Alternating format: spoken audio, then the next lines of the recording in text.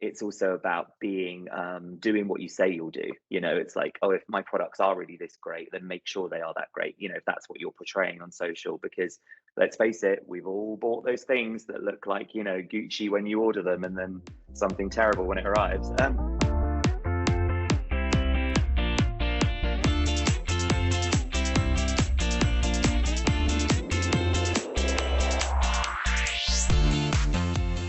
Hello, everyone. Thank you for listening to Beyond Threats podcast by Bleckmann. I'm your host today, Mohamed Akabbal, and today I have with me two wonderful guests, Maxim and Antony. How are you guys doing? So Fine. good. Thank you.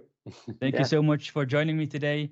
Maxim, I think the people are really curious who you are. I think I could start with you with the introduction. Mhm. Could you please tell us who you are, what you Of do, course. what you like, and everything? So I'm Maxim. I'm based in Belgium. I'm 31 years old. I'm working 1 year for Bleckmann now as business development manager.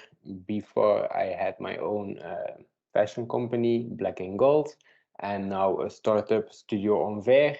So yeah, I know everything about marketing for fashion brands and how to start from a scale up until like a medium scale brand. So that's my background for it. Perfect. Sounds amazing. I think I have enough questions for you later. Anthony, please. Sure. Yeah, I'm Antony. I'm the co-founder of the Industry.Fashion and the Industry.Beauty. We are business media platforms. We produce daily news, features, insights, reports, podcasts. We have some incredible events that we do as well for our audience. And yeah, in short, we're the inside view of UK fashion and beauty. And I am based in London. I have worked in, I'm going to show my age now, but I've worked in media and fashion e-commerce and beauty e-commerce for over 25 years or something. Yeah, and I'm excited to be here and to chat to you guys. I would have never guessed 25 years, but awesome. No, so about the event you guys hosted in April, Industry Beauty, if I'm not mistaken. How was that? How did you enjoy it? What was the premise of the event? Yeah, that's Please. right. We host we have an event channel called the Industry.Beauty Live, and we have the same thing in fashion. But talking about the one we did in April, it was all about the omni-channel opportunity. So it was really about, how many brands really think that they are selling omni-channel, because it's very different to selling across channels. Omni-channel means that you've got this one view of your stock, you've got this one view of your inventory, and so on and so forth. And then where you sell that through all of your channels. So we had a stellar audience. We had standing room only. We were kind of putting chairs in at the back and everything so that everyone could enjoy it. Incredible lineup of speakers. We had some great people from your company, Bleckmann, so we were grateful for that. And we had some business leaders from brands such as Elemis and Skin Rocks by Caroline Hirons, from Malin and Getz. We had Lush on the panel. Yeah, but really, really useful for our audience. And we do those events, almost monthly. So yeah, it went really well. That sounds really exciting. So you mentioned omnichannel. I assume that's offline and online as well. How is a digital platform, maybe you can give an example, how are those reshaping the beauty and lifestyle industry, or perhaps even the fashion industry? What effect do these platforms have? Yeah, sure. I mean, omnichannel, it was such a learning for me at that event as well, because I just, I work in these industries every day and I'm learning so much. But I assumed omnichannel was as long as you're, selling on your mobile app, selling on your e-commerce, selling through retailers, selling through, blah, blah, blah. What it actually means is that your whole entire kind of sales channels are this one view.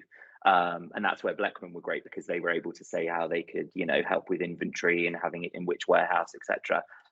But then also we were hearing from, the GM of brands, we were hearing from the marketing teams, the e-commerce teams, about different things they deploy on their channels to kind of drive sales and drive conversion and engagement.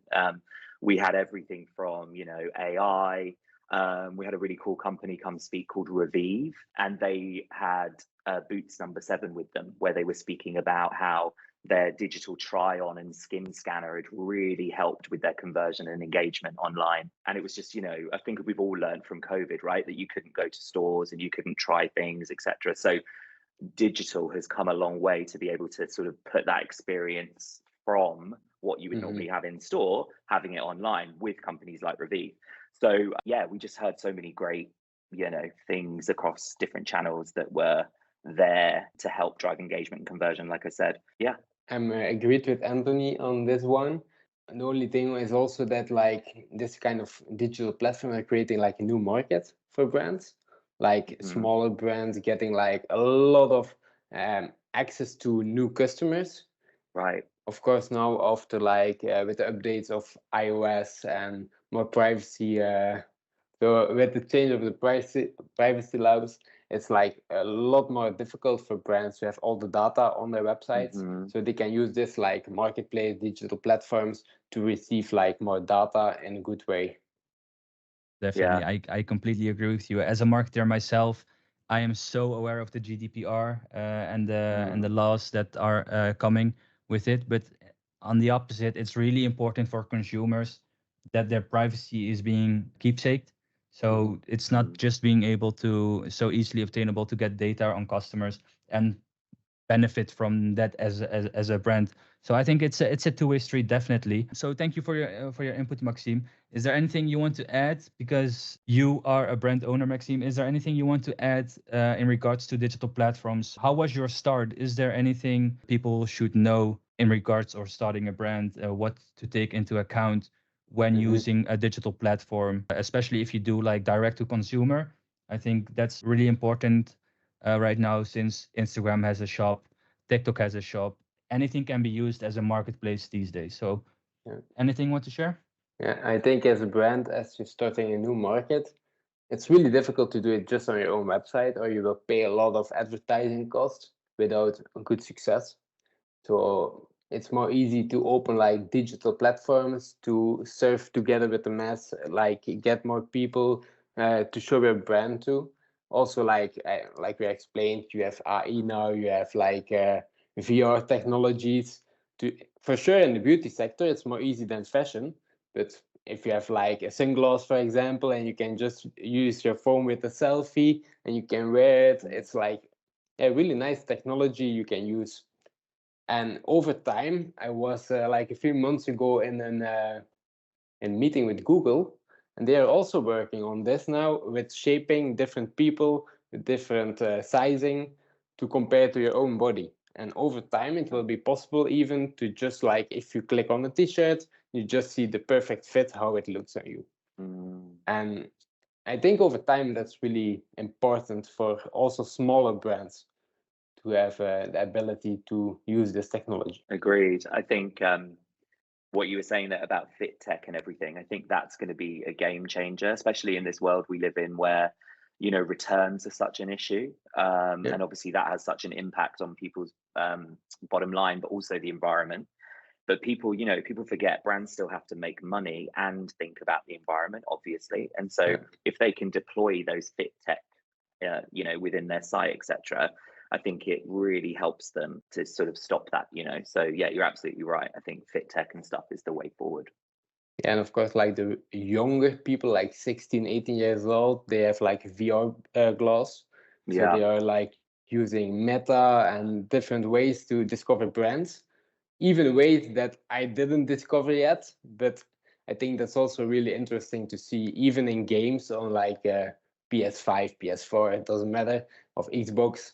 Yeah, you see a lot of like brands coming back there. I think it's really awesome how technology is helping the fashion and beauty industry, because personally, I always used to go to the store because I want to fit clothes or shoes to see if they are fitting properly, instead of ordering them online, get them sent home after a couple of days, and then try everything on, and then I have to send it back. I didn't always feel comfortable doing that, so I'd rather just, I live in a city center. Some clothing stores are literally 1 minute away from me. So I just go there, fit something, and then buy it or not. And I think fit tech would really help me personally. And I think a lot of people as well. If I can stay at home, try clothes on with this technology, I don't have to leave my house. Feels like COVID again. But then I can just, in the comfort of my own home, I can just try out clothes, and then I order them or I don't order them. And then that I think that sustainability wise, that would be a huge help. Agreed. But listen, they're also doing it for beauty. I mean, before we would have had to go to the store and, trial a perfume or trial a lipstick, whatever it might be. So actually, at our event the other week that we worked on with you guys, there's an amazing company called SoPost, and they do a ton of different ways of doing digital sampling. So one thing that they've done recently, and I'm sure it's more in depth than this, by the way, and they'll probably say, "Oh God, you didn't sell it right." But the thing that I learned from them, which I thought was amazing, is that they've actually partnered up with Amazon Alexa, so that if there is something like a podcast or an ad or something that comes out, you can actually, by voice command, ask them whatever they're telling you about in the podcast or on the ad. They can then send you a sample so that you can have it into your house. You can try the fragrance, you can try the lipstick, whatever it might be. They even do chocolate, for Tony's chocolate only. And that then has like a kickback card and everything that you can then order. But what's great for the brands is that they actually then have all of your data and everything, so that they can really cut down on all those freebie hunters and stuff, because they know who is actually converting and who is the right demographic to buy their brand's product. So it's not it's not just fit tech; it's also to do with cosmetics and stuff now. So it's incredible, the whole kind of offline online connection. And the data is also an extra value, of course, for all the brands. Yeah, exactly. Yeah. That sounds awesome. I wasn't even aware of that. Maybe I should do more of my homework, because that's actually really interesting. I didn't know it was so interactive with ads or podcasts that you're able to get this information or even these samples. So yeah, I'll be doing my homework, and I think you did the brand that does it. I'm not sure what was the brand called. SoPost. Yeah, I think you did them more than justice, because you already have convinced me to look into this. Let's talk about personalized marketing. Of course, Antony, you own a business media company. How are these digital platforms influencing marketing, and even on a personal note? Because as Maxim mentioned before, GDPR, even that will be implemented this year. I think August or September. Those laws will be implemented, and then as of 2025, third-party cookies will be no longer. Yeah. So every brand has to go off first-party cookies. So they have to actually retrieve all the data themselves. So if any brand is listening to this, start now as a marketer to another. Get as much data as possible to make sure all your target groups are being well targeted, instead of just, in Dutch we have a saying, schieten met hagel. Just shooting with, it's called shooting a hill with a shotgun, and hope you hit something. But it's rather to have like accurate data and everything. How can you see that back in a media company? How does that work for you guys? Yeah, sure. So we obviously we're GDPR compliant, etc. But within for us anyway, it's really about making sure our content is right for our audience. So for example, it must be an absolute minefield in consumer business, because you can essentially sell anyone anything, right? So you can be contacting people, you can be sending them 100 emails. One day it's about PVC windows, the next day it's about Coca-Cola, Definitely. But when you're a business media company like us, or a business to business company, you're definitely a lot more targeted, and so you're only really attracting the people that are going to want to use your platform, right? So for us, I mean, we use all different types of methods to make sure that we engage our audience, and we want to own their data, or we want to own them in some way, but we very much kind of know that we have to go where the reader is. It's not necessarily us just saying, oh, our website, everybody's checking that website every day. We know that might not be the case. So that's why we've got our newsletter that goes out every day. And so we've got a pool of people over there that do that and read us through that. We've then got our Instagram. We hear from a lot of people that they just literally get all of the news from our Instagram stories. That's their morning kind of sort of intake. And then we've got our live audience as well, so people come along and we sort of ask them to kind of sign up to the newsletter and stuff, and then we've just got people that come organically to the website. So it's just as tricky for us, but it is definitely more targeted, if that answers your answer your question. Yeah, definitely. Yeah, great. More than I could have asked for, even. Okay. So that's really informative. And maybe Maxime, do you have anything to add to that as a brand owner perspective? I think on the brand side, it's really important, like a few last years, that you starting focusing more on partnerships with like influencers or external companies, because of course with the privacy law, like starting up all the data that you're like receiving, you can still keep it like for a few months and then it's deleted automatically. So you need this kind of influencer that okay, his following base is our target group. And that's really interesting in influencer marketing, of course. And you see it also over time now with TikTok, for example, as like a digital platform. They have like different algorithms using. So it's more easy as a small brand to like go viral there. So you don't need a lot of money. You can just like have a nice video. Like the best way is, even if it's a customer that like just making a review about your product, and that can go viral. And this is more like a way that as a brand you need to work today, in place of just spending money on ads with like product feeds. Definitely. I think I've been one of those people that have been targeted through social media and has been convinced of buying certain products through like TikTok or Instagram. Same. So it does work, and I completely agree with you. And Anthony, is there anything you wanted to add, or? Yeah, I think you're absolutely right about. It fills me with fear nowadays. You know, I've always toyed with the idea. I say it to my business partner all the time. I'm like, oh, we should launch a brand, you know, like a consumer brand as in a product. But we just get put off because the horror stories that we hear about these brands having to pump so much money into all of the social media to be able to even sell a unit, you know, it's crazy. And so from us, because if you think about it, our content is our marketing channel.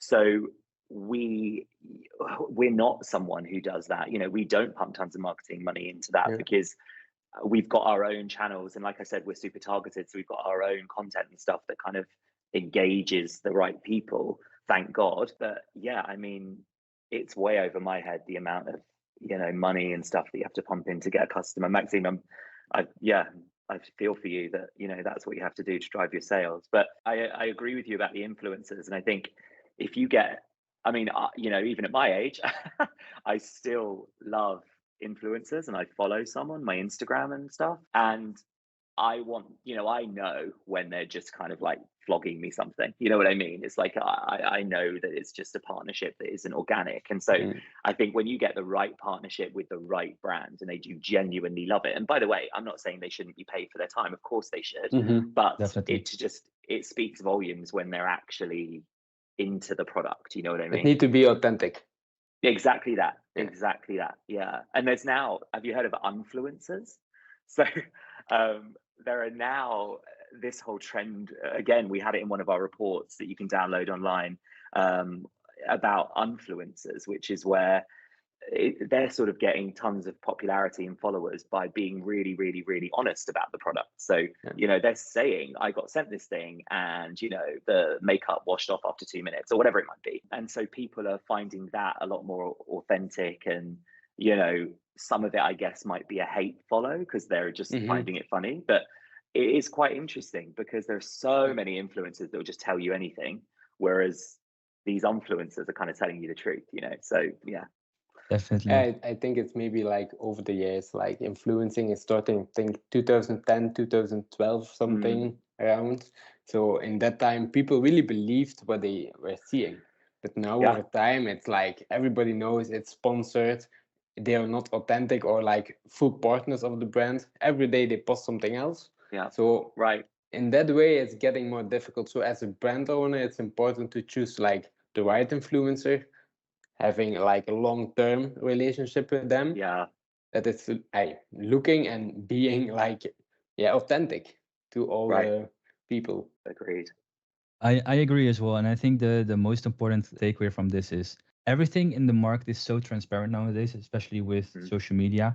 And honesty is much more appreciated, myself included, because the content I watch, I follow certain influencers and they say, okay, I have been sent this, but I didn't like it or I loved it. And then if you're a brand and you have a good product and you get honest reviews which are good, you're more likely to go into this stratosphere atmosphere. Like it's gonna skyrocket your brand. And I think brands should take advantage of that, because I've seen brands become so much more significant because of this one good review from like this mega popular influencer they had, that the sales went insane. And I can give an example. It doesn't necessarily have to do with an influencer, but do you remember the cup that survived the car fire. Oh yeah, the Stanley Cup. Exactly, and Yeah. it's one TikTok video, and the brand went viral with that. And the sales, I've seen some numbers, the sales that it made purely based on that video and the views it got. That's insane. And of course, that's a really catastrophic or a really sad happening, but that shows how social media platforms can change a brand's whole pathing. And I think, of course, don't set cars on fire. This is a disclaimer. But it's like also maybe the food TikToker you probably all have heard of. He is a Vegas-based TikToker, and he just says, "I'm gonna rate this food from 1 to 10, and if it's good, I will tell you guys. If it isn't, well, so be it." And people who are on the brink of bankruptcy, people who are like on the edge of bankruptcy, this one person reviewed their products, and they are opening multiple locations right now.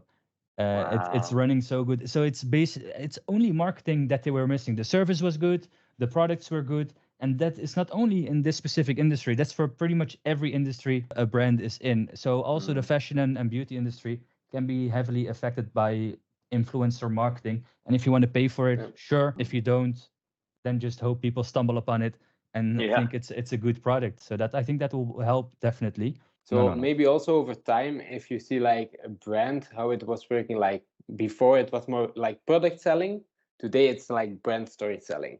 So it's not only anymore like product showing, it's really like a total view. And the customers really like more like a premium product today than like just a cheap product that everybody can buy online. Definitely. Yeah. I completely agree. And I think especially with certain things I purchase, the lifestyle around a certain brand that it portrays is sometimes more important than the product itself. And that shows just, I think people who sell like certain products, they just put a Rolex in the picture and then it shows, oh, like it's a luxury item and it has a certain lifestyle. It's just really how the brain works. And maybe I'm like a softie for those kind of content, but apparently it does work. Right. Perfect. Maybe they check their like audience in a good way, that they just know, okay, this is the audience we have, we need to show this. If you have like a more sustainable audience, you need to work more on that kind of way. Definitely. Yeah, I'm a little bit in the middle because I think sustainability is really important. I have been studying it for more than 4 years, and of course at Bleckmann it's a really important factor as well. But at the other side, there's no other side. I also like luxury items. I'm not sure why I wanted to make the comparison, but yeah, I think both are really important to me personally, and that just shows how I can be influenced, but how other consumers can be influenced as well. But Maxim, sorry. No, sorry to interrupt. No, I was going to say what you just said though is absolutely right, because I feel like, you know, Vivienne Westwood started to do it, didn't she? Where she tried to say, like, if you just buy a few things every year that are great quality, that are going to last you forever, you know, that is the whole essence of sustainability. Let's face it, we're all going to buy stuff. Nobody can just stop buying things tomorrow.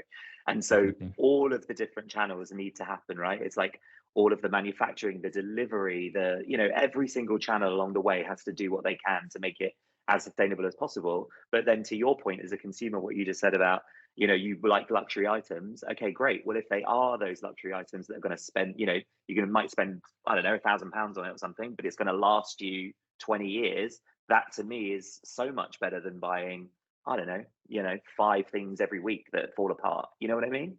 Definitely. So, yeah.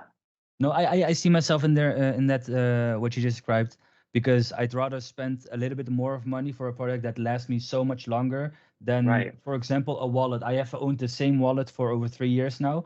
It still looks as new as to like some of my friends. They own a wallet that costs maybe like a couple of euros, and then in a couple of months they need to buy a new one because it's already falling apart. And I'm like, okay, I'd rather spend, maybe it's a little bit excessive, a couple of €100 for a wallet.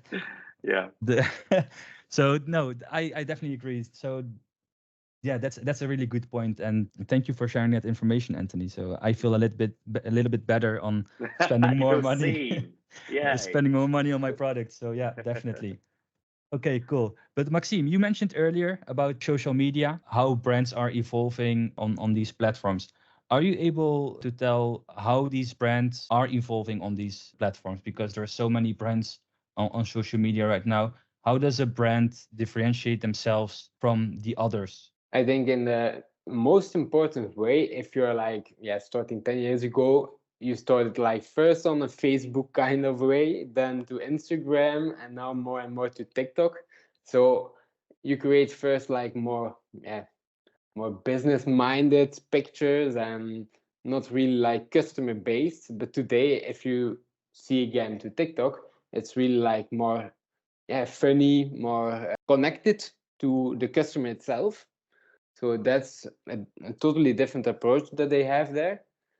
They also try to have like, yeah, more like the customer itself making reviews about the products on on the platform itself. So they will reshare it as a brand. This was something 5 years ago they would never do. Anthony, is there anything you want to add on to that? Yeah, sure. So everything Maxime said, I completely agree with. I think it's about having your brand kind of identity and voice. And I know everybody says that, but I think to what your point earlier was about, if you love the brand and the lifestyle they're kind of putting forward, then you're going to want to buy stuff from them. And I think that's absolutely right. And I think it's also about being doing what you say you'll do. It's like, oh, if my products are really this great, then make sure they are that great, if that's what you're portraying on social. Because let's face it, we've all bought those things that look like, Gucci when you order them, and then something terrible when it arrives. Relatable, yeah. Yeah, exactly. And so I also think that having a bit of a niche as well, because again, if we look at beauty, there are some really cool brands like Decipher that are a makeup brand, but they are creating foundations and stuff that you literally make online. So you can put in all of your different bits and bobs, and then you get a personalized foundation, So that is, yes, they're in competition with someone like MAC, but they're offering something very different that maybe the other one isn't offering. I also just think, all of it sounds crazy, but all of those logistical things are really important. Like, if I go to a brand and their returns policy is terrible, or their delivery took forever, or I couldn't get the refund for 3 months, and things like that, that it doesn't matter how amazing they look on Instagram, doesn't matter what celebrity they've got telling me to buy it, doesn't matter how much I want the product, I'm just not going to bother, because all of those other things are bad. And I think people forget about that side of it, but they are probably more brand damaging than a shoddy Instagram post. Do you know what I mean? To me, anyway. To me, anyway. Yeah, you will be like a one-time buyer. And never right, again. Exactly. Yeah, exactly that. Yeah. I think it's also important, like if you're using like an influencer there, that you have like more and more like a micro influencer than like the macro, because it's more close to like his audience itself.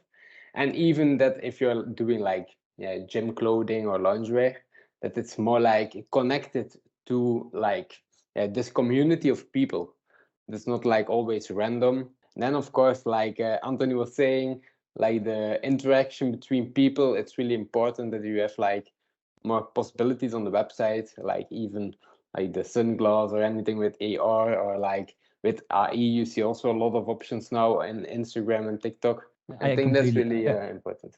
I completely agree with you, with both of you, because from my experience, as soon as the customer service, for example, isn't what I expected it to be, then I'm like, okay, have my money for this one time, and then there's a small chance I won't be coming back. And of course, it depends on the product, or maybe it's just like this one time occurrence, and I don't want to be the one that of this one bad experience completely ignores the brand for future references. But it plays with the mind a lot, and I think that's also really important. And some brands do it really well. You have like a year to contact them. If you're not happy with the product, you get refunded without any questions asked, and or you can change an item if it's like broke.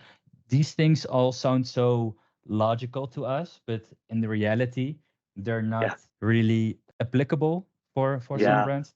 And I think brands should learn from that as well, because it's really important to of course attract, from a market perspective, new customers, but also to keep the customers you already have and do whatever Yeah. it takes Yeah. to keep them, because I mean, And it's cheaper, right? It's cheaper to, keep the definitely ones you've got than drag in a load of new ones. Yeah. that's the I, reason I you're paying for the ad for the Yeah. Right. first time, and they need to stay. Otherwise, it's like a loss of operation. But Exactly.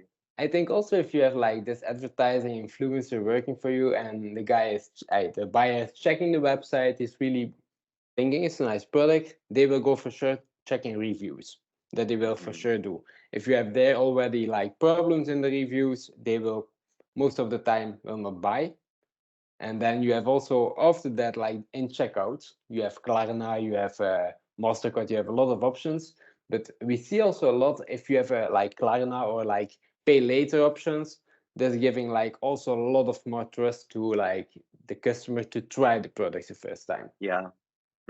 Agreed. It's funny because to exactly that, I now look and I see what are the payment methods they have, and if they don't have all those things, I'm normally a bit dubious about it, because I think in today's world, I mean, let's face it, nearly everyone's got a buy now pay later service, haven't they, or some kind of sort of way of paying or whatever. So I sometimes look at it and think, oh, hang on a minute, that's weird. Why have they not got that? definitely, yeah. Is it reputable? Is what I always think. Yeah. Yeah, even in the checkout, like the delivery options, it's getting more and more important. Like if you're like delivering at home, but just that day you are at work or somewhere else, it need to be more easy to just adapt it. You can just tell, okay, put it off in a drop-off zone somewhere.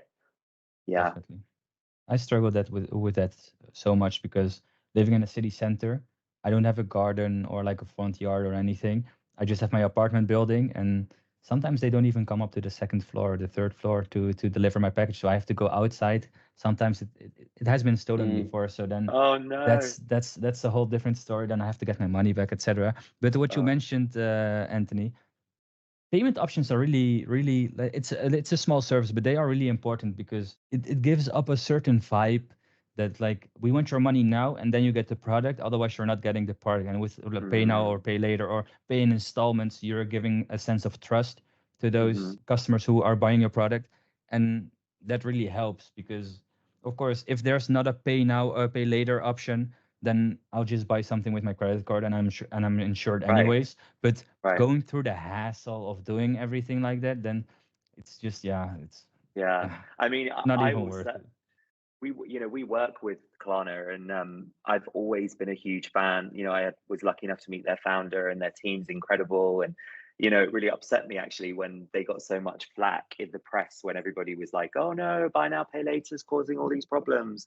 And actually, they went so far into look at research where it was actually proven that it was helping people. Because you've got to think, you know, not everybody's using it for the same thing. Like, I might use it to buy two sizes of something, and yes, I know that's a returns issue, and I'm trying not to do that. I'm very careful with it.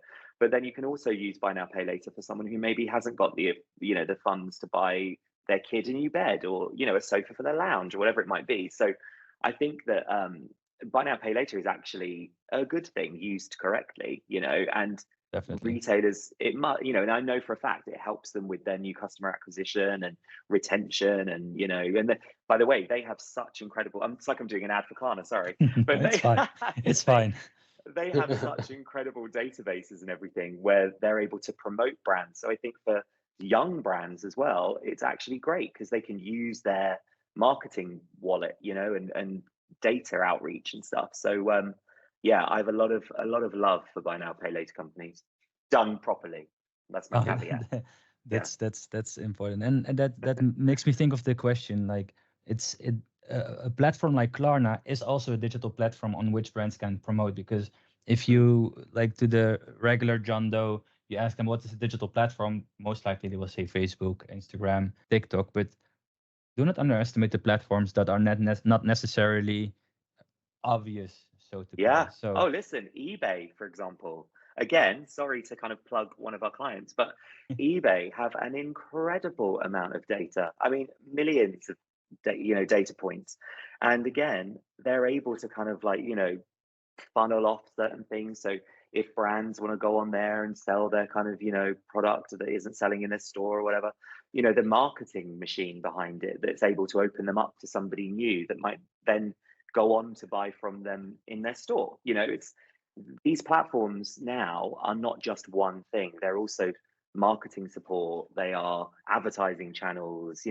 It's just, I think they're just great. I love this industry. I love fashion and beauty. I think it's come a long way. You sound very passionate, and it's Yeah. really contagious to me as well, Yeah. Anthony. So you're doing a good job. Yeah. Okay, then we can go to the next subject, because Maxime, you mentioned earlier that, or also Anthony, you mentioned influencers. I'm curious, like, as a brand, maybe Maxime, you can elaborate on this. Like, how do you as a brand choose an influencer? Because of course you want someone with a huge following who can target the most people at the same time. But is that always a good thing to do? Can you maybe tell me more? Of course. It's depending, of course, on your budget you have as brand first. So at start, you try to have like a mix in it. First, you will check, of course, the audience, which kind of influencer are fitting together with your brand. And then you have, of course, micro influencers. These are more the influencers that, like, first they will fit your brand, of course. Then they are like in between 10,000 to 30,000 followers, for example. Most of the times they are not expensive or even happy with just free clothing. So that's like a good way for smaller brands to just give like a little bit more like spread in the country. And if you have like more budgets, you will go to more to the macro influencers. But of course, if you have like people from 100 to 300,000-400,000, you pay already like maybe 2,000, 3,000 euros for like a post if you don't have like a partnership agreement with them. So it's getting expensive then. And it's really difficult also to measure back how much sales you have, because most of the time they don't want to use a code or anything. In China, it's different. It's more like online selling and you can track everything. But in Europe, it's not like this at the moment. So that's a little bit, personally for me, more difficult to work with them. It can be really good as an awareness campaign and to show the brand to a lot of people. But will you take sales out of it? Depending. I think after time, if you do like the good strategy, macro influence together, then you will of course have a nice mix and focus on one country possibly.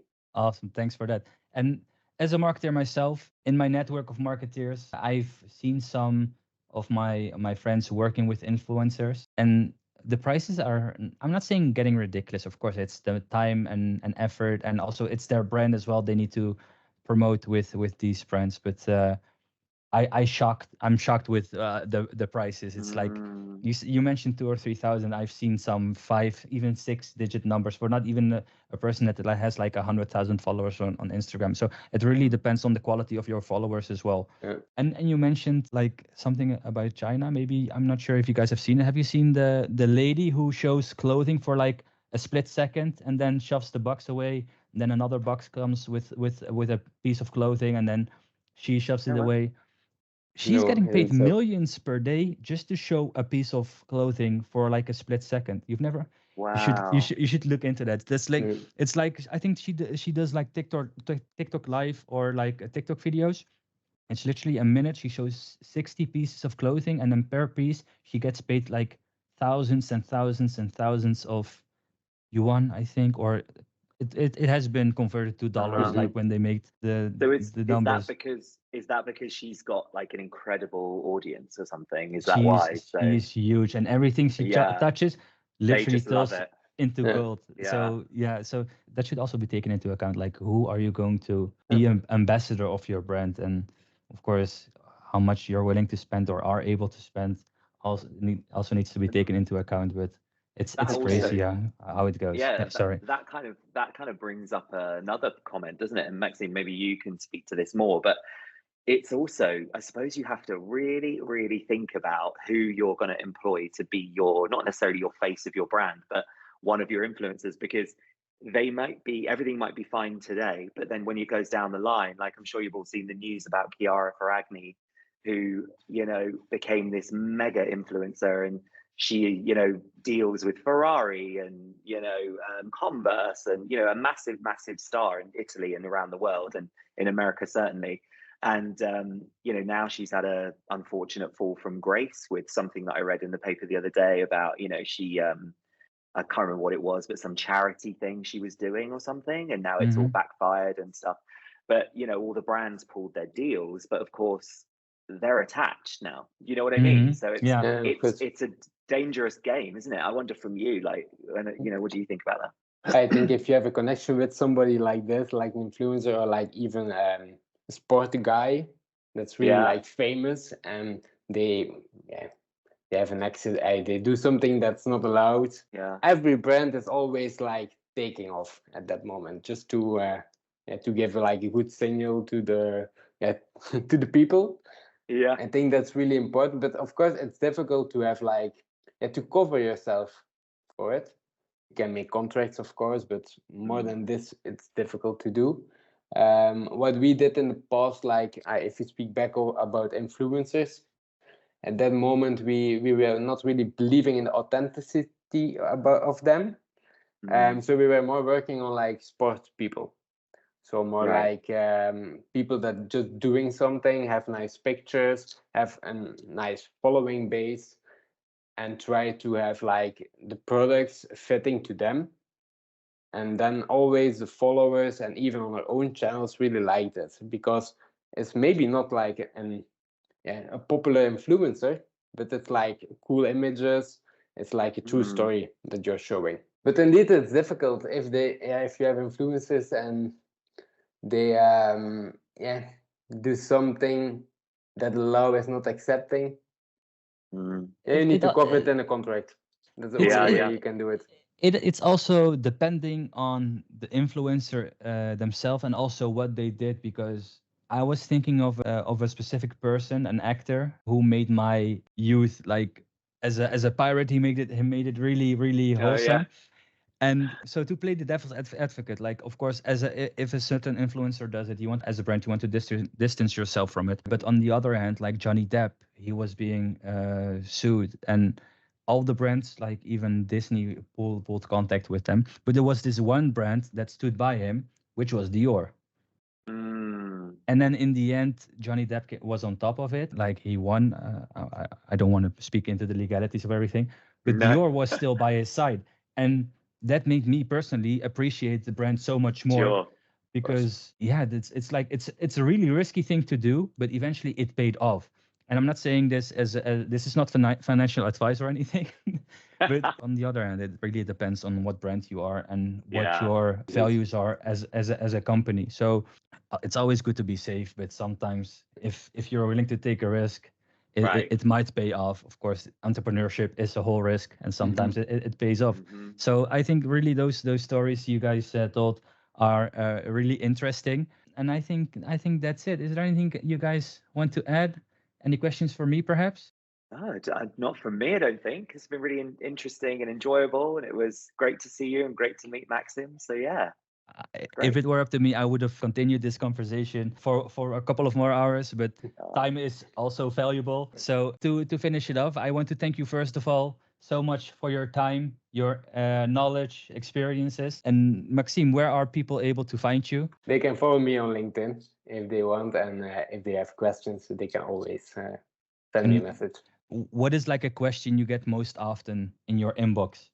What maybe it sparks some inspiration people haven't thought of when they need to contact you? It's depending sometimes about the history of the brands, or maybe about Bleckmann. That's also a question that I get sometimes. But most of the times, like, how did you start the brand and why? And it's difficult to find good suppliers and that kind of things for fashion. And I think you will be able to answer those questions perfectly with your experience and knowledge. Thank you so much. Anthony, thank you so much as well. Industry fashion, industry beauty, the floor is yours. Yeah, thanks. Yeah, you can visit our websites. It's theindustry.fashion and theindustry.beauty. Yeah, if anyone's got any questions for me, I'm always open to receiving emails and comments, etc. So yeah, I'm there to help. Perfect. Thank you so much, guys. If you want any questions to be answered, follow us on social media on LinkedIn, Bleckmann Logistics, Bleckmann _logistics on Instagram. shoot your message or send an email at info@bleckmann.com, and we are more than happy to help you guys. Gentlemen, thank you guys so much. Lovely to have you here on this podcast. And until the next episode. Thank you, Thanks so Mohamed. much. Thank you.